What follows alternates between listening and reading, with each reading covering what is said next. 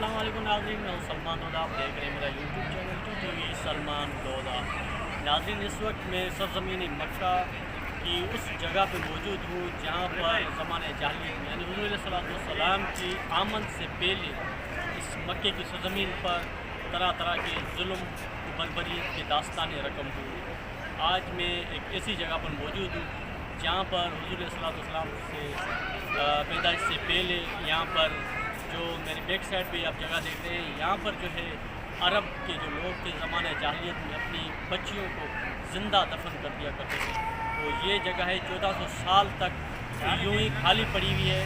آپ ارد گرد دیکھ سکیں گے یہاں پر حرم ہے اور سامنے جو زمزم ٹاور، مکہ ٹاور نظر آ رہا ہے آپ کو۔ یہ بالکل حرم یہاں سے آپ کو بالکل سامنے سے ٹچ نظر آ رہا ہے، دیکھ سکتے ہیں بالکل حرم کی جو بلڈنگ ہے وہ بالکل ساتھ میں ہے، لیکن یہ جگہ 1400 سال تک یوں ہی خالی پڑی ہوئی ہے۔ کہا جاتا ہے یہاں پر کئی جو ہے چھوٹی چھوٹی بچیوں کی قبریں موجود ہیں جن کو زندہ زمانہ جاہلیت میں دفن کیا جاتا تھا، لیکن حضور علیہ السلام کی جب آمد ہوئی، وہ نبیوں میں رحمت لقب پانے والے، مرادیں غریبوں کی بر لانے والے حضور علیہ السلام کی آمد تھی۔ گویا کہ عرب کے اس جہالت میں جو ڈوبے ہوئے تھے عرب، ان کو انہوں نے ایک نئی زندگی دی اور بچیوں کو ایک ان کا حقوق دلایا۔ جو بچیوں کو عیب سمجھا جاتا تھا، حضور علیہ السلام نے یہاں آ کر ان عربوں کو تعلیم دی کہ بچیاں اللہ کی رحمت ہوتی ہیں۔